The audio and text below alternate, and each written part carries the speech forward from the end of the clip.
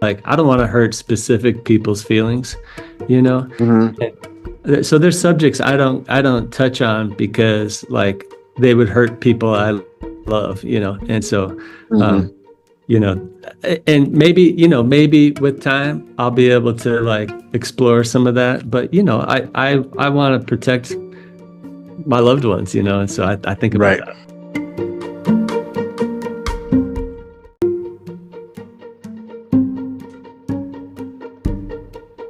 Hello and welcome to the What's So Funny About podcast, brought to you by the Liberation Comedy Project, liberationcomedy.org. I'm your host, Pedro Silva, and on What's So Funny About, we say that we talk to funny people about serious topics. And today we have I don't know how to describe you, kind of like my Yoda. I'm not sure. I'm not sure how to describe you, but Yeah. you got me back in on the comedy stage. Philip Ogren, local comedian, activist, father, and a nice beard having guy. So Philip, welcome to the podcast. Thanks, man. It's a real honor to be on your podcast. I'm maybe your first fan of the podcast who gets to be on it, you know. So I've listened to a bunch of the episodes. It's such a great podcast, and it's I feel like in a way I'm a pretender here because like you've been interviewing like these legit comedians who are like making a career out of it, and I'm legitimately like a hobbyist comedian, and I love doing it. But it's fun to be in such great company. So thank you for Yeah, man. having Well, me on the podcast. yeah. I gotta have you up because I think like in some ways I wouldn't have the podcast if it wasn't for you. Besides you reaching out to me on Twitter and asking me if I ever thought about doing comedy like randomly, um, it's like even you having your own podcast and things like that. Just the I feel like every once in a while somebody comes into your life that just sets you on your journey and they show up and they just go, "Hey, I see something in you. I want you to explore that thing inside of you and see where it goes." And basically, you're that for me in the realm of comedy. So I totally appreciate you being here. You should have been my first guest. Yeah. Well, I feel like we could be that for each other because like I started comedy just a couple of years before you, and I feel like we're about the same age. I'm Mm-hmm. 29 this month, and uh, Yeah. what was I going to say about that? Just the fact that one of the things I think we have in common in terms of comedy is that at least this is true for me. And I think it's true for you. Is that I never could have done comedy 20 years ago. Like I just Mm. wasn't wired up for it, and it wouldn't have worked. And I'm in this point in my life where it's like this feels right, and it feels like the next challenge. And Mm-hmm. so it's cool to see someone else who's like my age hopping into this Yeah. and giving this a Yeah. try. And so yeah, Nah, that's cool. And I like I actually tried it 25 years ago, and I was so wretched that I spared the comedy world from yeah. my comedy for about 23 or so years before I tried to put my foot in that water again. But I've been actually thinking about what made me so unfunny before versus where I am now, where I get a laugh or two. And I'm like holding back way less about the things that are important to me. You know what I mean? Before I was more reserved because I was really I had too many rules in my head about what I wanted to say and what I could and couldn't say. Some of them religious and some of them trying to protect people in my family from embarrassment or whatever like that. And like, I'm at the stage now, I think because I'm older, maybe where I'm just like, eh, and some of them are dead anyway. So what are they going to do? I think when I was in my early 20s, I just was so kind of obsessively pedantic in the way I spoke to people. Like Mm, I wanted to explain things and I wanted to argue with people and I wanted to use logic and reason to like uncover truths. And mm. that's a tough angle, man, when you're approaching comedy. Like, you know, you're gonna explain everything to people. It's like that doesn't work. Yeah, So, absolutely. So what made you decide to get into comedy? Like, how'd you start? Did you just one day at work and you were like, midlife crisis, time to do comedy? Or well, was it just like a build up? yeah, I did have a moment where I thought I want to do comedy, and it was coming out of a comedy show that I had gone to. There's a nonprofit called Intercambio, which teaches Oh yeah. English to non-English speakers, mostly for adults, and it's a great program. And I had gotten involved with that, and my wife and I, we went to their annual fundraiser. It was called Comedy for Cambio, and we went with a Mm, couple other couples and got a table, and we had so much fun. We all had a couple drinks, and we like just enjoyed each other's company, and the comedians were great. And I just left high, it was just mm, perfect evening. We went back the next year, and we didn't bring a couple couples. We went by ourselves, sat at a table with strangers, didn't drink, didn't enjoy the company, didn't enjoy the comedy, and we both just left feeling deflated. And I remember walking through the parking lot like I could do better than that. And mm. one of the funny things is like I started doing comedy about 9 months later. I started like working on it in my brain. And then at some point, like I had this shift where I was like, I have to go from imagining it to practicing it out loud. And Hmm. and that shift of like actually starting to speak it like in my Hmm. room or while I'm running or like wherever was kind of like, okay, this is another milestone. I'm saying it, which is kind of weird. I don't know Hmm. if you've like had the same experience where you practice some jokes out loud for the first time. It was a shift for me. Yeah. Yeah. Um, Well, the first set I did with you, um, one of your shows, I had about 2 hours of material that I shared with my wife and her sister and and one of their friends. And out of that was about 15 minutes of what they thought was funny. oh no. And then that's what I mostly what I shared at that first set. So I said it out loud. In my mind, it was funnier than what it was out loud. But then I got down to like a good chunk. That's great. I early on I would share all the jokes with that I was working on with my wife, and I pretty quickly realized that that was not a good strategy for me because like Hmm. basically what happened was that she didn't think they were funny in the way I sort of told them explain. I was doing like this hybrid of explaining and telling them Hmm. instead of Hmm. just performing them. And then Hmm. like I ruined the jokes for her when she saw me perform them because she already knew what was coming. And Right. so it was like a double negative. But yeah, it's tricky trying to get the kind of feedback that you need uh, Hmm.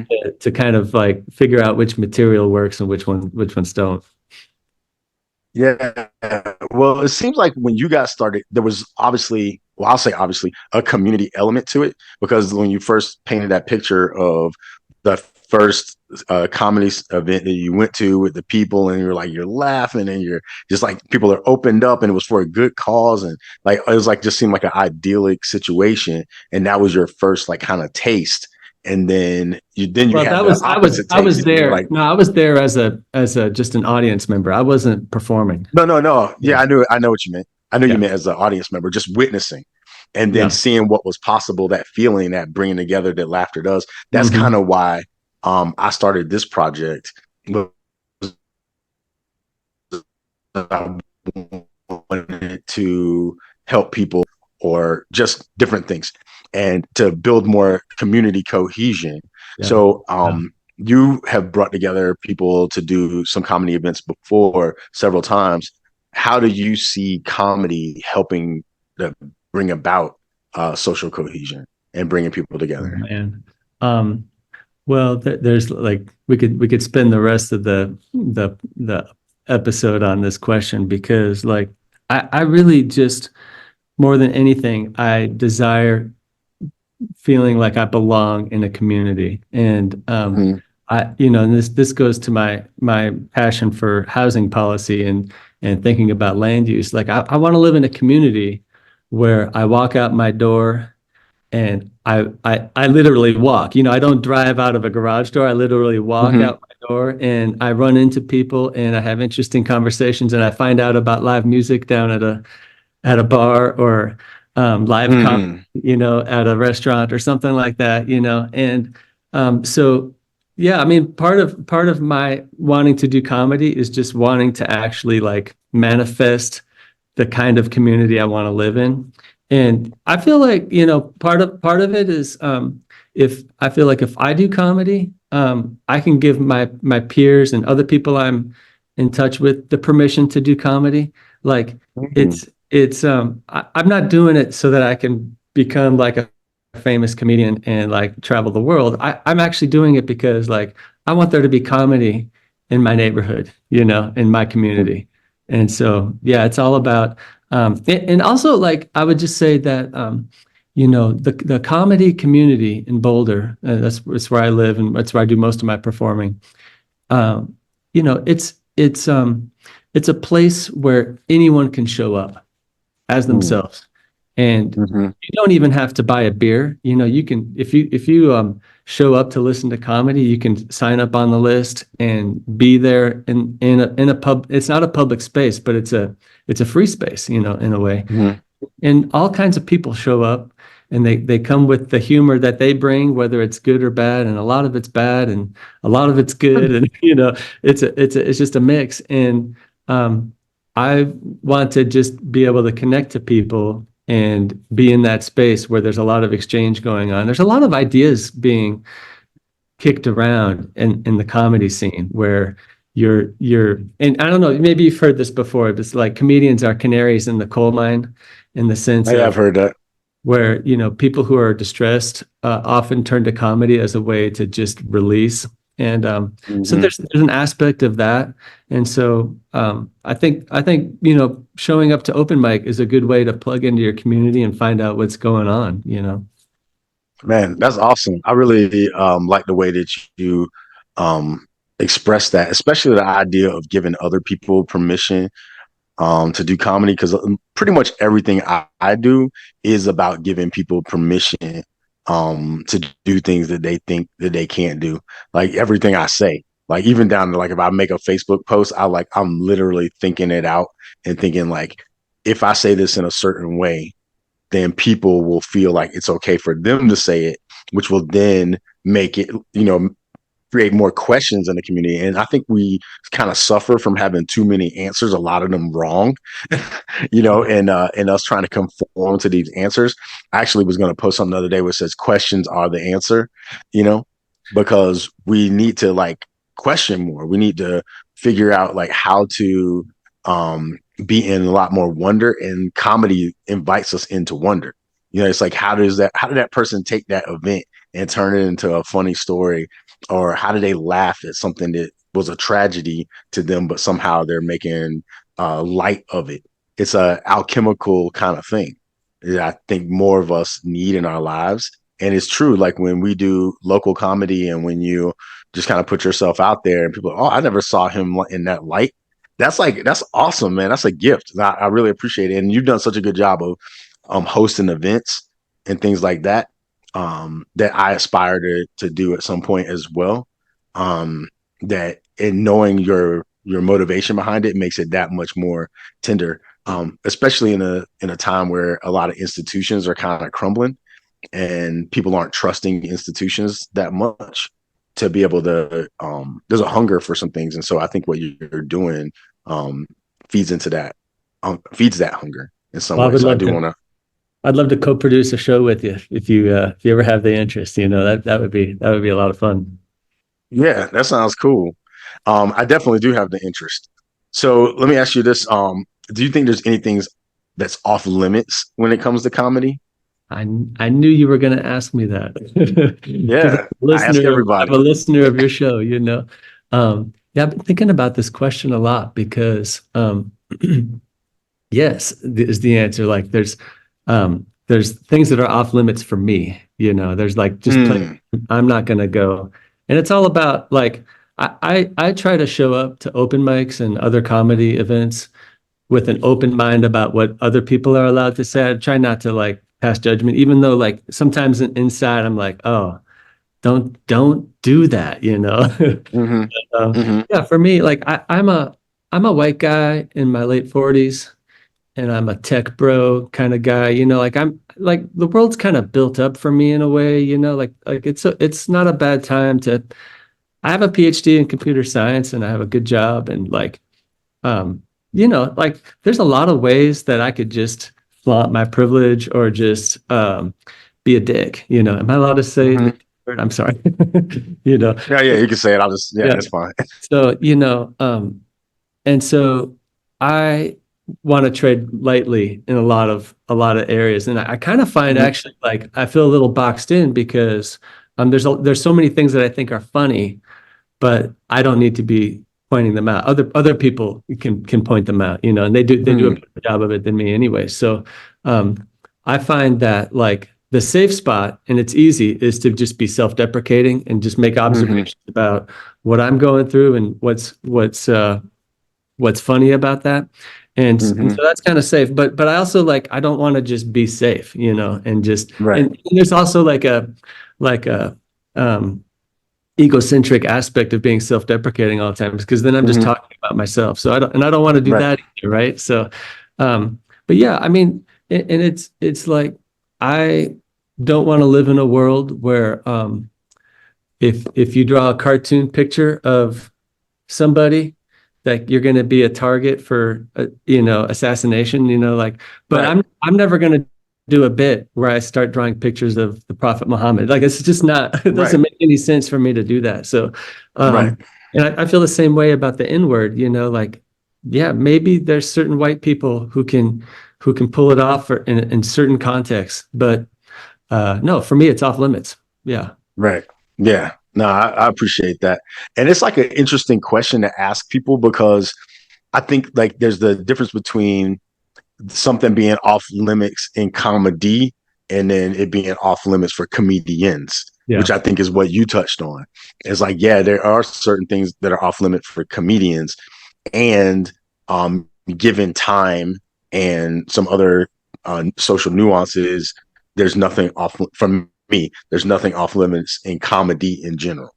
But there's jokes that I wouldn't tell. There's things that happen to me in my own life that I wouldn't tell, largely because I do feel some social responsibility for the words I use and the stories that I tell. There's things that I would joke about in private because there's some things I've told people in private and they'll be laughing and they'll be like, "Man, why don't you say that stuff in your comedy?" Mhm. And that it's I've been because that I person. do. I've been that person to you before. It's like that's a funny joke, Yeah, man. yeah, You got to tell that yeah, one. yeah.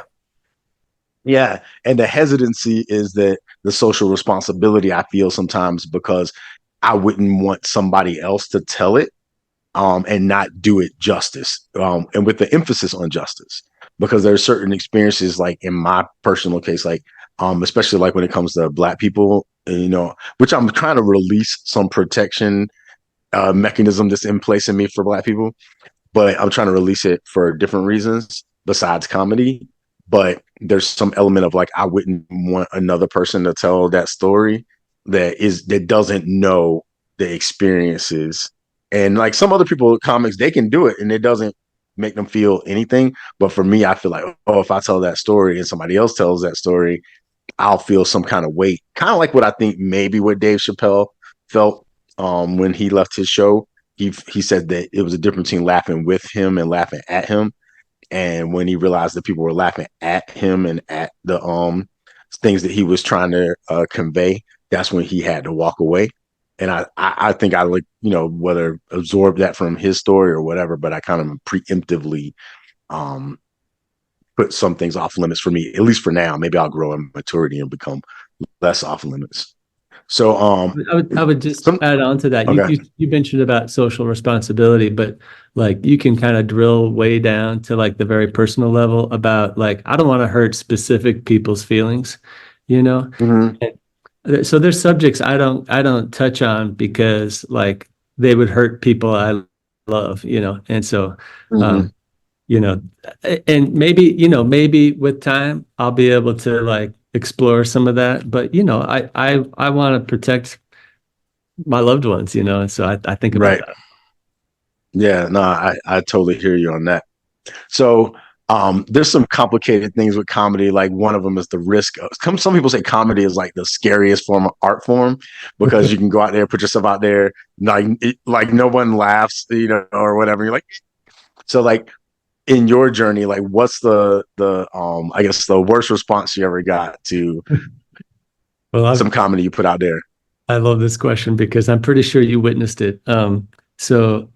This last fall, so the guy who founded Intercambio ran it for a long time. He's moved on. His name's Lee Shanus, and I don't know if you've met him or know who he is, but he's a man about town, and he's a really cool guy, and he's highly networked into the Latinx community and in the business community, and he ran that comedy for Cambio show, back in the Mm-hmm. day.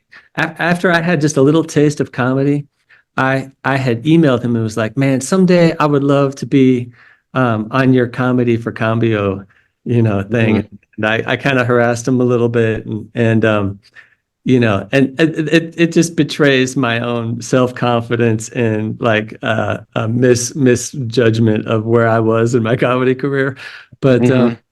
he came to that show that you were at in probably September or something, the one that Mm-hmm. inside the bookstore. So this was just last fall. Oh, okay. Okay. And I came to that show. I think that was my fourth show I had done in that bookstore in Mm-hmm. 2023. Mm-hmm. And I had a goal for myself that I was going to do all 5 shows that I did with non-overlapping material. Mm. After I did 3 shows, I was kind of out of material, and Oh no. I did like 20 minutes of all new material. You heard it, and it was not hilarious. It was not good. It was just dead. It was like so long. I kept hoping that it would turn around, But yeah, Lee Shanus was there, and it was so sweet of him to show up and come. Yeah, yeah. And also, Nicole Spear was there, who's a Oh yeah, yeah, yeah, yeah. powerful woman, And that Yeah, was the yeah. second time she had come to one of my shows, mostly because you had been there. But I felt like that was the second time I had bombed in front of her, And so it was like, and then it's such a small venue. Okay, so let me just explain that the bookstore where I often perform is 500 square feet. The main room is 300 square feet. So like there's Mhm. room for like 20 folding chairs and a little standing room, and that's it. And Yeah. usually that's a recipe for like a perfect show because 20 people on the parking lot where we performed the summer before, Hmm. it's too spread out and the energy is dissipated, and it's really Right. difficult to make that work.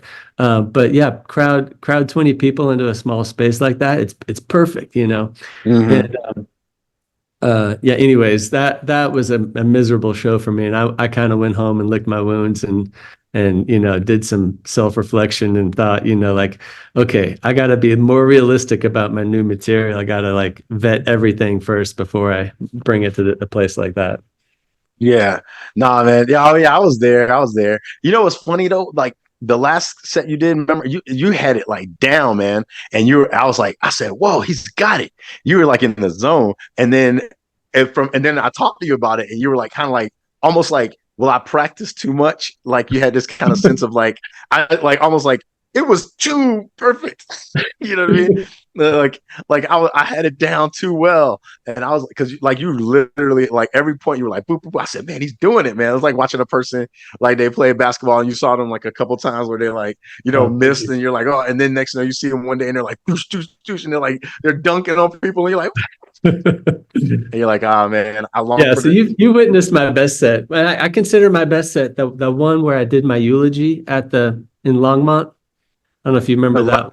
the last one, or Well, the last one I did no, was last one you didn't do a eulogy. You did the like as if you had met the mom of yeah, like a painting, and oh the yeah, yeah. yeah, yeah, yeah. This is my Linda Kozlowski bit where Yeah, I like can't remember her name. you'll Yeah, never believe what Linda Kozlowski looks like now, and I'm like, I bet I won't. Click. yeah, yeah, yeah, yeah.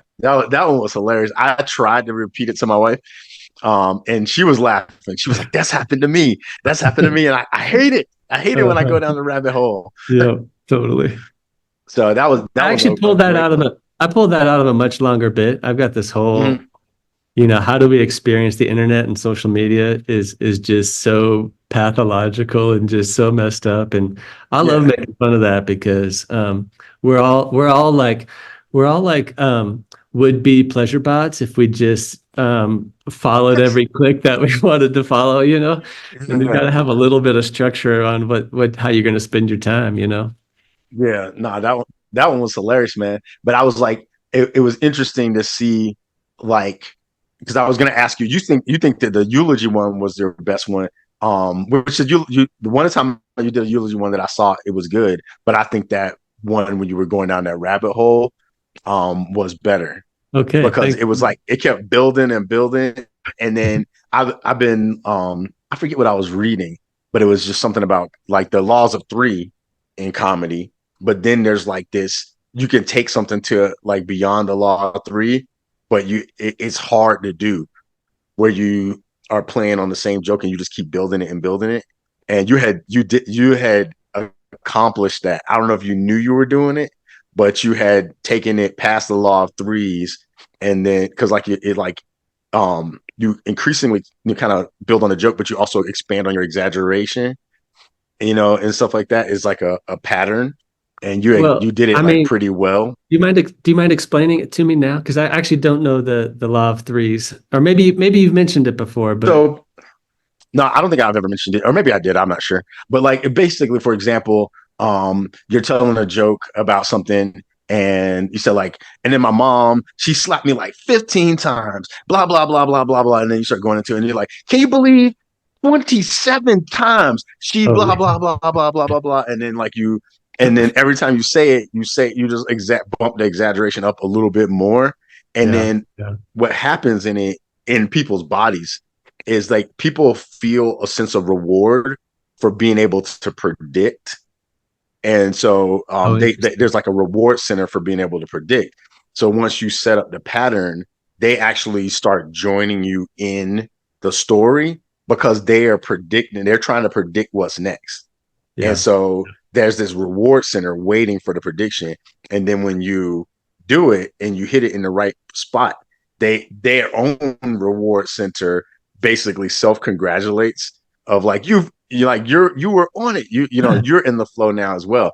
And it just becomes like this like kind of communal release. What The what's the overly what's the scientific. three? Like What's you the just do you can't if you do it oh, too many times, oh it yeah. starts to Yeah. then Yeah. it's like, yeah, then it's like, okay, you did it too many Yeah. times. And it's a rare person who can do it three times. And then once you do it, if you do it four, you're starting to lose them. You do it five, you're like, okay, this person's just a fool. But then if you can somehow build on it a sixth time, and then that's like now that you hit the second law of threes, and like some people can do it, but it's like rare. It's like, and some people can do it in a way where they did it like the first two in the beginning of their set. Like Dave Chappelle's kind of good at it. And he'll like set it up and almost tell people he's going to do it. And then people are hanging out in the anticipation, waiting for the third Yeah. uh, Yeah. time Well, the way so I've that the they way can I've have the heard release. the way I've heard this described is like the delayed gratification approach to humor, Yeah. where like Yeah. you're building it up, and like I do that with my the set that you've actually seen it more than anyone else, but because I don't perform it very often, but the bit where I take my shirt off, Mm-hmm. and the whole thing is just setting up actually taking my shirt off because like Mm-hmm. I obviously don't want to, and I just keep delaying it. And Right. Right. Right. anyways, Yeah, that's the same similar kind of tension. I started thinking you really had those tattoos, not to give anything away, because I was like, okay, hold on, man, does he really have that? Because that's a lot of commitment to yeah. to Well, draw that much. so one of my best sets was actually I did that bit at my family reunion, and Mm-hmm. it just was electric. It was really really fun because That, they that's didn't really cool. think I was going to do it, and Mm-hmm. then I had these silly tattoos on my chest. But anyways, So one of the things we ask people in what's so funny about is we kind of pick something that isn't generally funny and then ask them what's so funny about. Because you did the eulogy thing before, I'm gonna ask you what's so funny about death. oh man. Um, Yeah, death is it's I've been thinking about it in the context of the polar plunging that I do from time to time. I haven't been doing it the last year, but I was really into it for a couple of years. Mm-hmm. And I think that when you give yourself over to cold water, it's like a preparation for death. Mm-hmm. It's a complete surrender, and then Mm-hmm. everything changes immediately. Mm-hmm. And I think death is like something that's funny because we try so hard not to think about it, and Mm-hmm. um and it's like it's all coming for us, right? Like Right. we all either can avoid it or we can prepare for it. And there's just something funny about how poorly we're built psychologically for this kind of like um void or this nasty ending. We don't know how Mm-hmm. it'll end for you might drown in a Right. hospital bed. You might die with an adrenaline rush, out jumping Mm-hmm. off a cliff. You just don't Yeah. know how it ends for you. But it's like we all dread it and we all avoid thinking about it.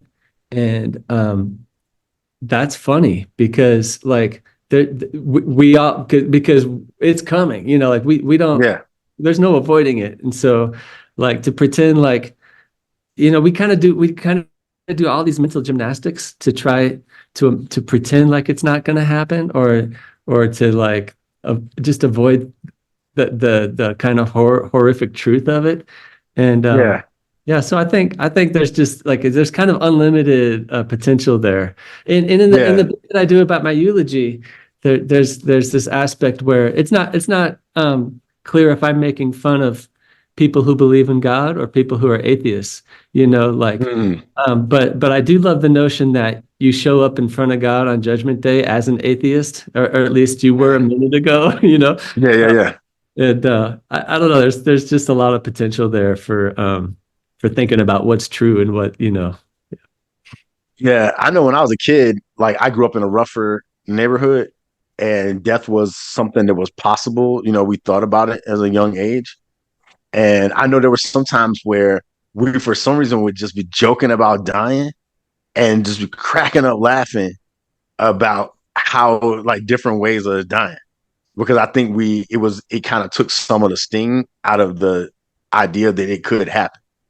And I always thought that was hilarious. And then like another thing is like I one time wrote this story about my own death, and I was basically had planned out how I was going to die before I was born, and it was all like a big cosmic joke that I wanted to play on like a bunch of people. And so I like basically got myself to be like a really well known like spiritual teacher. And I said that I for years I kept telling people I was going to reveal this like secret to the Time out, time universe. out. You're like 12 years old writing this story, No, or no, no, I was in my 20s. oh, you're in your 20s. Okay, yeah. Yeah, yeah. I was in my 20s. And I was in the military. And I was like, okay, I'm gonna build myself up to be like this like well-known like spiritual teacher, and everybody's gonna it was like after Tupac died, for some reason I decided to write this. And I was gonna try to build all these people like up to kind of get like a following, like to the following that was following Tupac started following me because I rap and stuff sometimes. So at that time I was like, I'm gonna build myself up, I'm gonna get to this certain stage, and then I'm gonna have a huge like massive concert and everybody's a comedy and rap and all that stuff like that, and like just telling spiritual stuff. And then I was gonna everybody was gonna be waiting for me to reveal like the secret of the universe. And I had been building up for it for years, telling people, well, I'm gonna tell it, but you're not ready yet. I'm gonna tell you you're not ready yet. And then I was gonna have this huge event where everybody had gathered for me to tell, and they were like, everybody got quiet, and I was like, are you ready? Is everyone ready? And they were like, yeah, yeah, we're ready. I And love then the I'm I not love the gonna aspect of the story that's like visions of glory, yeah, yeah, yeah. Now here's the sad part. I'm not gonna tell you how it ends. I'm gonna do it at a comedy set.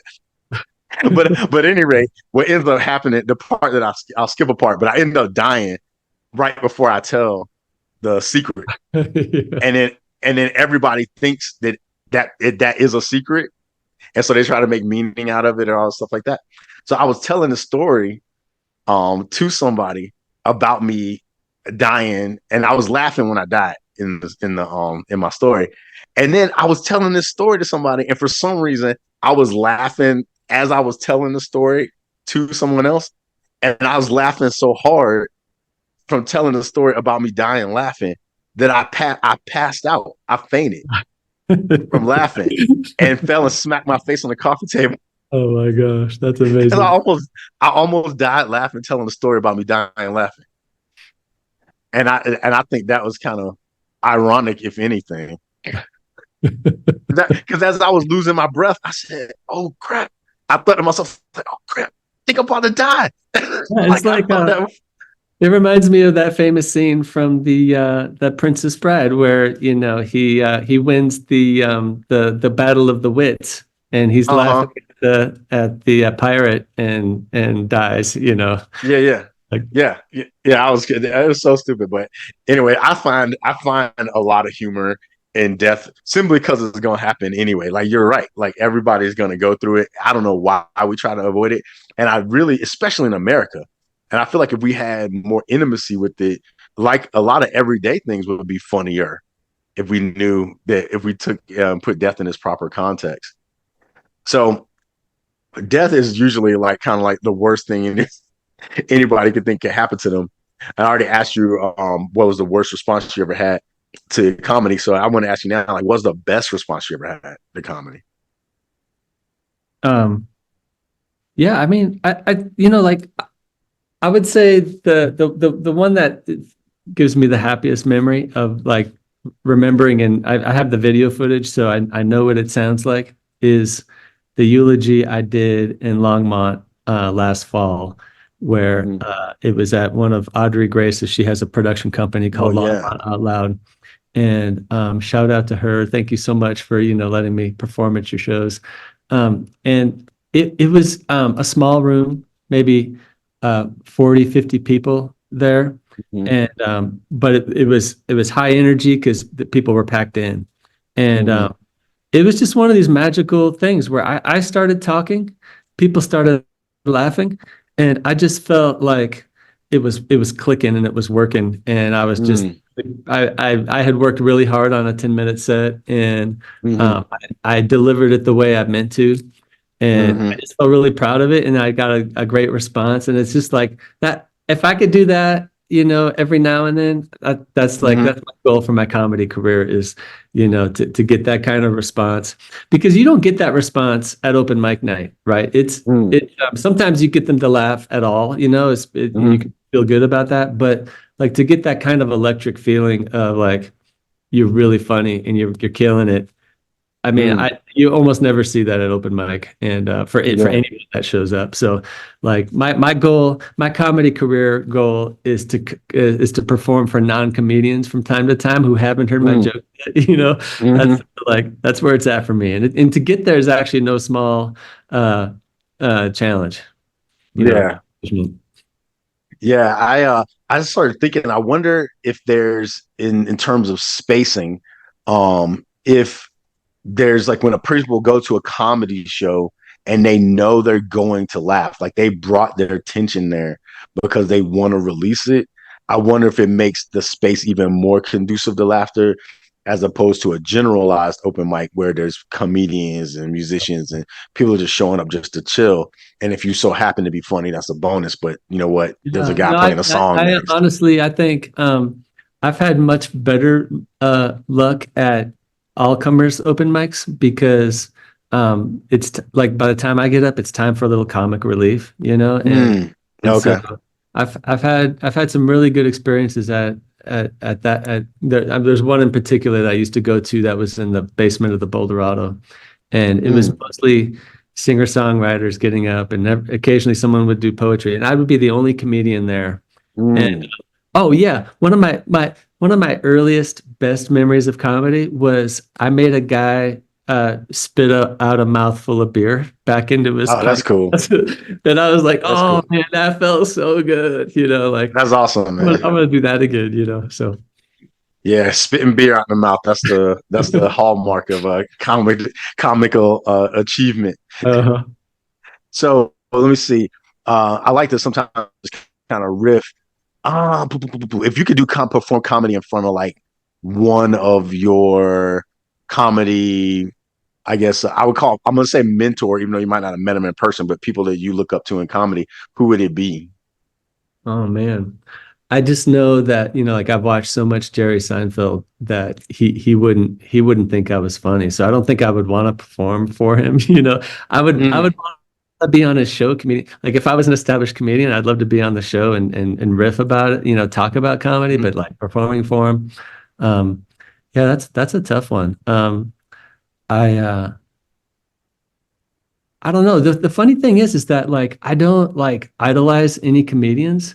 Like Mm-hmm. they're so human and they're so like I just know that like if you were to meet them in person, any expectation of grandeur or a bit larger than life would just vanish. Never vanish. And Yeah, I so get it. like um I don't know, but I just watched the Steve Martin documentary on Apple TV. It's Oh, a two-part series, and I yeah. highly recommend that. It was really cool to watch his process of, well, I mean, just kind of his narrative arc of coming out of being lonely and being depressed, Mm.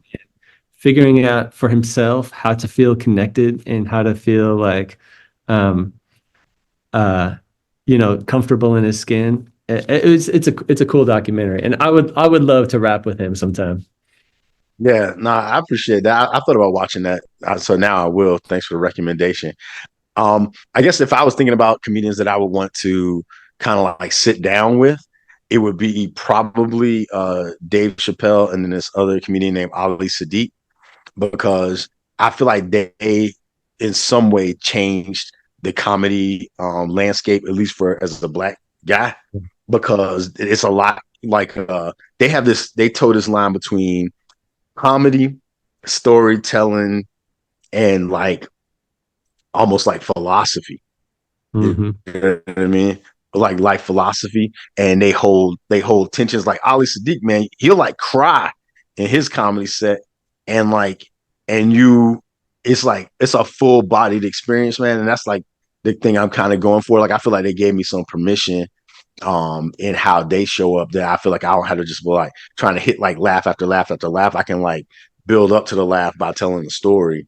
And I can also share some kind of like insight that can help a person like build out in their life. You know what I mean? I'd love to see him cry on stage. I have one of my goals as a comedian is to just be more emotive on stage because I have a kind Mm-hmm. of thing where I disassociate just a little bit, where I'm kind of like Mm-hmm. I'm a little robotic and a little memorized, and Mm-hmm. I'm actually a really emotional person. I cry a lot, in private, Mm-hmm. and I laugh a lot in private, and I just feel like I'm a big-hearted guy, but I Mm-hmm. feel like I really bring that to my comedy. I feel like my comedy is very it's words, Mm-hmm. And, Yeah. I'd love to like get to where I could even laugh along a bit. I know a lot of Mm-hmm. comedians laugh while they're on stage, and that feels Yeah. completely natural to me. Like and I sometimes even just talk through other people laugh. When Mm-hmm. I should pause even and let Mm-hmm. the laughter stop. I just keep plowing through, and Mm. I want to be more connect more emotionally when I do comedy. All right. So next time we do comedy together, I'm gonna poke you on your eyeballs so you can start crying and then just build it up. Perfect. Just build it up. That'll be Yeah. hilarious. Yeah. So now I appreciate you coming up here. I wanted you to just like before we go, say a little bit about your podcast that you host, your local podcast, and then tell people how they can get in contact with you. Yeah, so I thank you for that. I host a podcast called Sharing Boulder, which is not comedy for the most part. I have interviewed one comedian, Ren Da, who's a local trans activist and fantastic comedian. Had him on the show, but mostly it's about housing policy and thinking about ways to improve land use to make Boulder more inclusive and more affordable and more beautiful.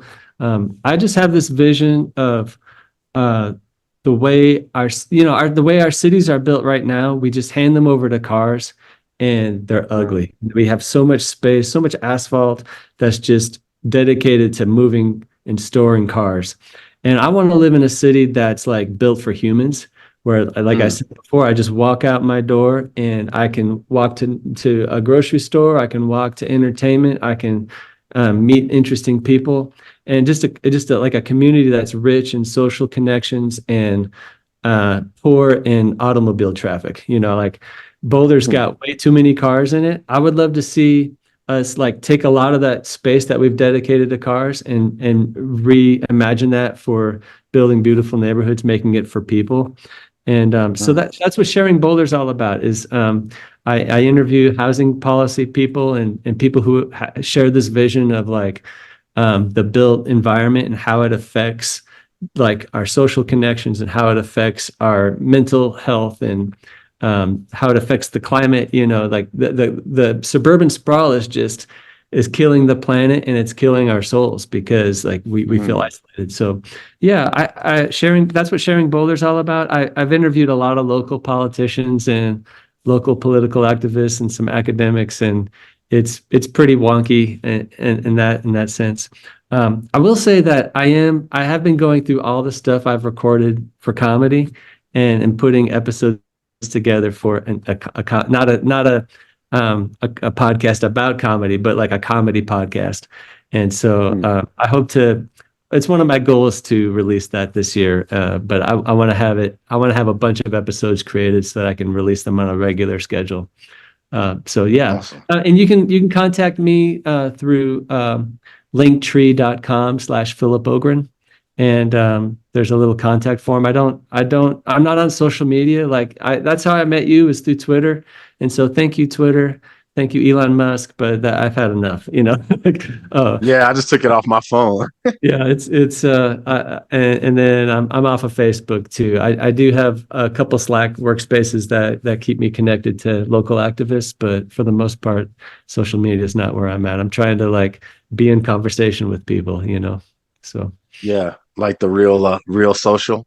You're taking it back to the old school, like talking face to face. All right. Well, cool, man. Well, thank you for spending your time with me today. Thank you for sharing. Thank you for what you're doing for the community, both with your housing activism and as well as creating spaces for us to laugh together. And hopefully we'll pull off something in the not too distant future together. Yeah, that'd be great. Thanks so much, Pedro. Awesome. All right. Take care. Peace. Thanks for listening. Please like and subscribe. The What's So Funny About podcast was brought to you by the Liberation Comedy Project, which is being incubated by Mediators Foundation, mediatorsfoundation.org, and managed by Unify, younify.org. Stay tuned for future episodes and check out past episodes as we work to bring more light, laughter, and love to this world through the Liberation Comedy Project. Bye for now.